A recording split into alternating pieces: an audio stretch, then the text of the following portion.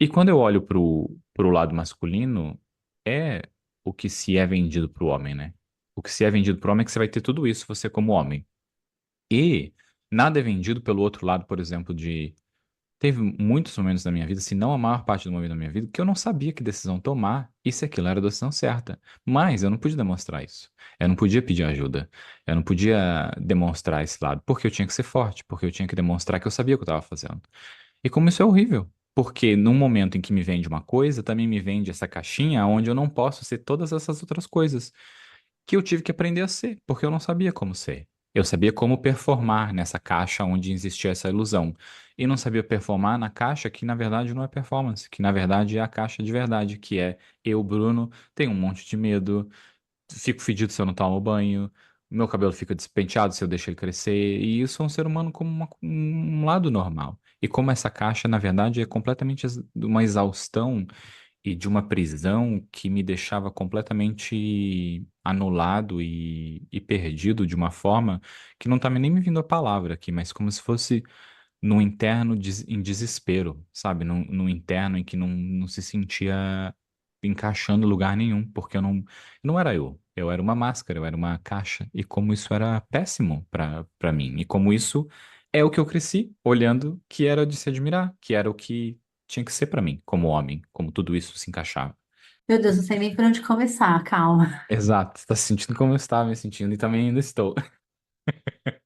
Cara, é assim, gente, eu acho que esse podcast existe há 3 anos, então eu e o Bruno, a gente já falou de muita coisa aqui, de temas que sobrepostos e tal, então a gente já falou muito sobre o poder que a cultura tem em relação à nossa vida e tal, né? Então, se você escuta a gente há um certo tempo e ainda acredita nessa ideia de que mulheres são mais cuidadosas, amorosas e fofinhas, homens já são mais brutos e tal, que isso é uma coisa muito natural, que é da natureza masculina, eu acho que você não está ouvindo a gente direito. Então, eu já vou partir do pressuposto que quem escuta a gente entende que esses estereótipos, eles são construídos, porque a gente já falou disso de várias maneiras, né?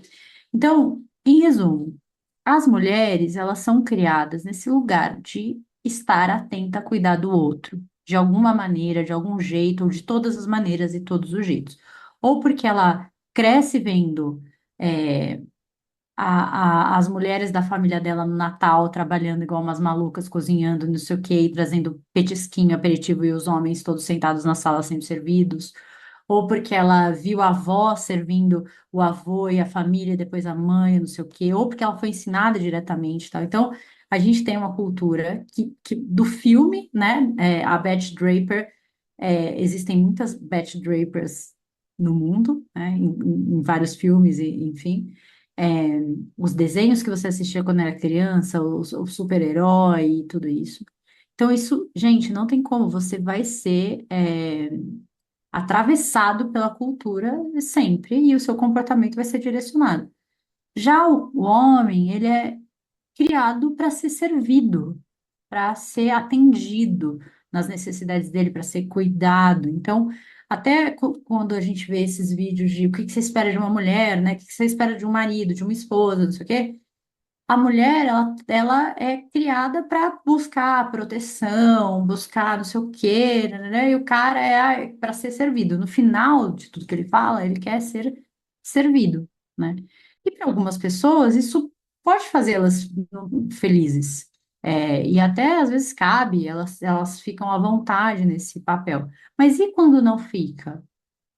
E assim, pelo que eu vejo na minha clínica, é tipo 98% das pessoas, né? A Beth, pra quem não assistiu a série, ela é a esposa do Dom, né? E ela é aquela a esposa da década de 50, que é a esposa perfeita, que é bela, recatada e do lar. E tá sempre perfeita, sempre bem arrumada, sempre bem vestida, cheirosa, e cuidando das crianças.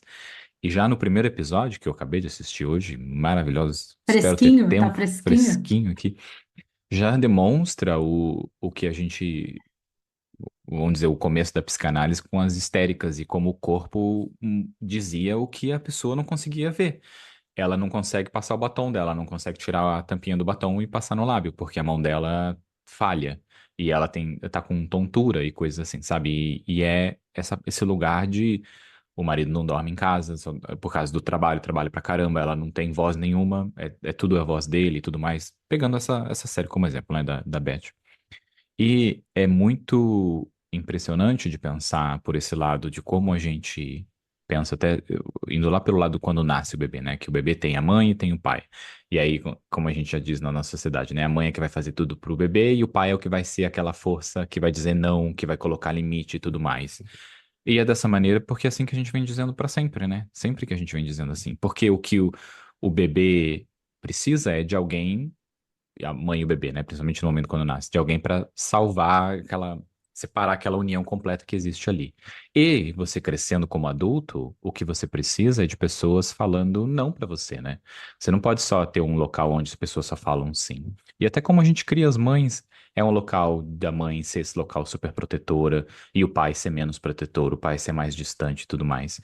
Isso potencializa de uma maneira que é vamos dizer, o abandono paterno que existe e como isso é aceito dentro da nossa sociedade e o abandono materno não é aceito dentro da nossa sociedade. E tudo isso é ramificado exatamente como a gente é feito. Tentando lembrar exatamente a frase da francesa, que brasileira barra francesa, que eu já não lembro a frase certa, não vou me arriscar a errar. E como a gente é moldado dentro dessas formas que existem, é muito difícil a gente refletir sobre quem a gente é de verdade mesmo e o que que a sociedade fez da gente, né? Porque não tem como refletir dessa maneira. Não tem como se É, soltar assim de uma forma tão simples. mas é por isso que o processo terapêutico ele é tão importante, porque ele faz a gente questionar essas certezas aí.